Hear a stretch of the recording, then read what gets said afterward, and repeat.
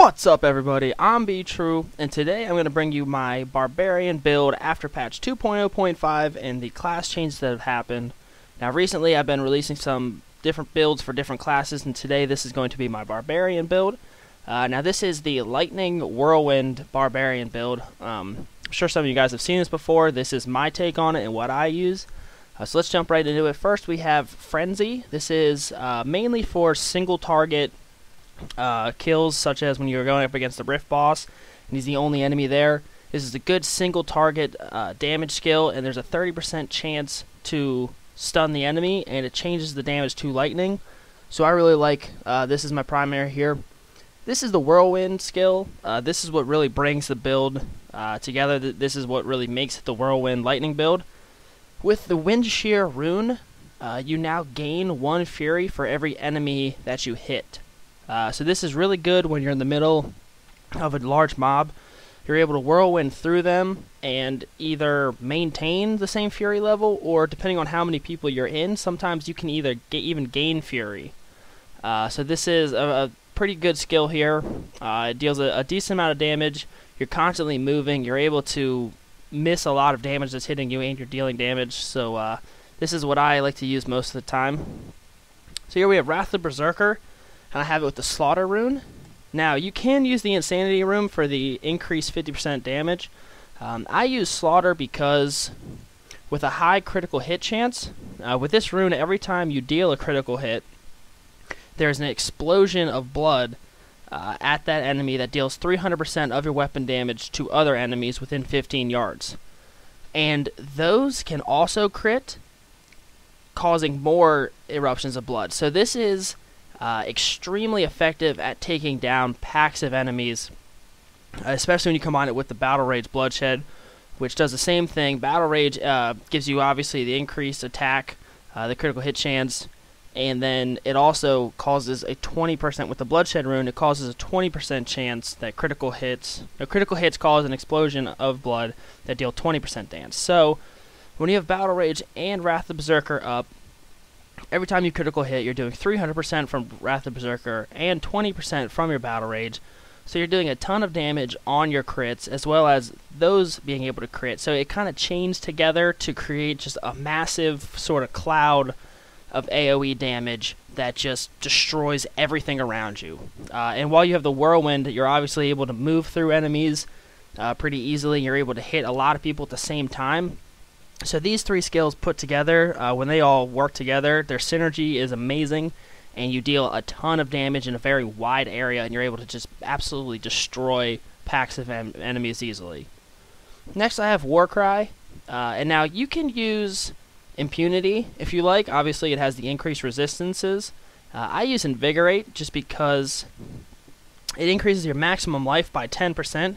Which is pretty good, and it also increases your life regeneration by 8,000.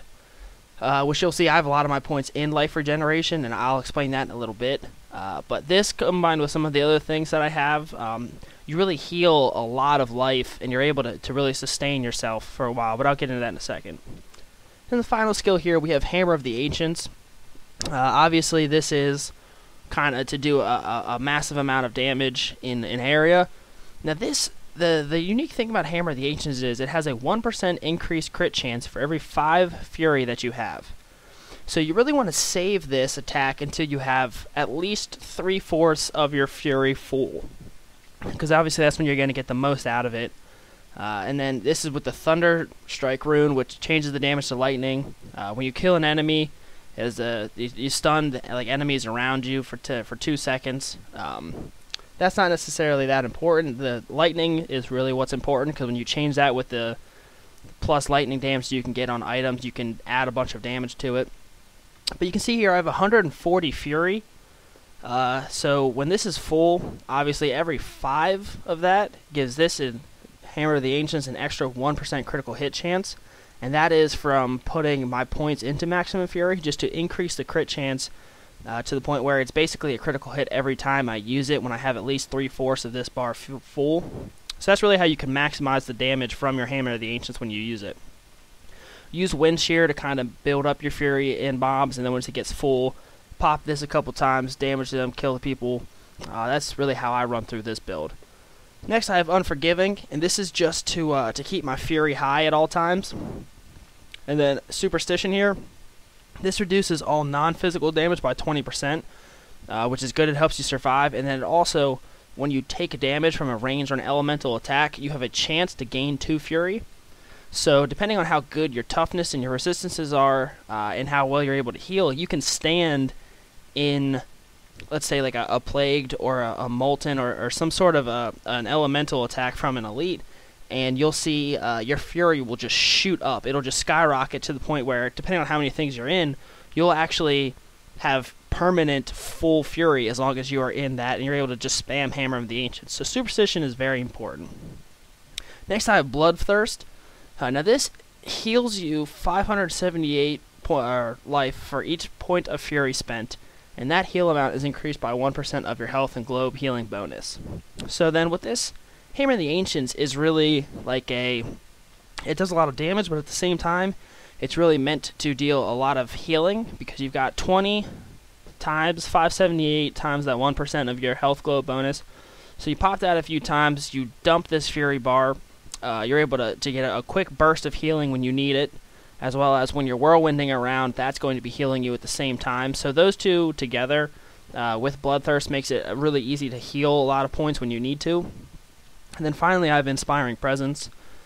This doubles the duration of the shouts, and whenever you use a shout, you regenerate 1% of your max life per second.